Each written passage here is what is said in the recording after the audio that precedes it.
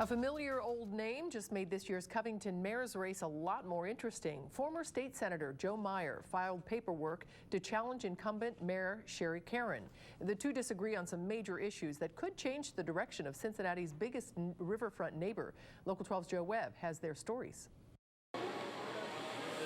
The Crankshaft IPA isn't the only thing brewing these days in Covington.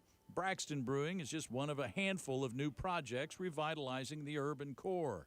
Good stuff, but not good enough, says Joe Meyer, who wants to revitalize his political career.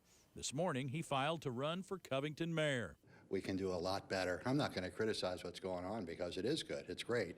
It's not nearly as much as it could be with better strategies, with more effective leadership. Meyer served as state rep and state senator before becoming Secretary of Education and Workforce Development in Kentucky. He says his native city is at a pivotal point, and so does his opponent.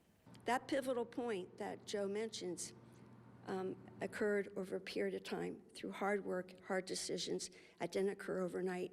And I believe to continue that momentum, we have to stay on the same track. Sherry Carran is wrapping up her first term as Covington mayor. She served 3 terms as a Covington city commissioner. Both Meyer and Carran are excited about Covington's future, and both are deeply invested in its past. They are not young. Both are older than the traditional retirement age of 65. But far from retirement, Meyer lobbied aggressively against tolls to pay for a Brent Spence Bridge replacement. The leadership that I exhibited, my advocacy, my speaking out on behalf of Northern Kentucky, shows a leadership difference that is meaningful. I think people will relate to that. Carran, who supports tolls if that's what it takes to get a bridge, says the anti-toll folks stalled a necessary project. I think not moving forward on a healthy discussion, a productive discussion about the bridge, makes Covington and makes Northern Kentucky look very bad.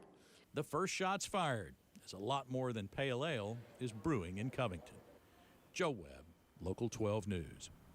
And a third candidate, Matthew Winkler, did not return a phone call today. The candidates will face each other in a nonpartisan primary. That's on May 17th. 2 of them will advance to November's general election. The filing deadline for Covington mayor is next Tuesday.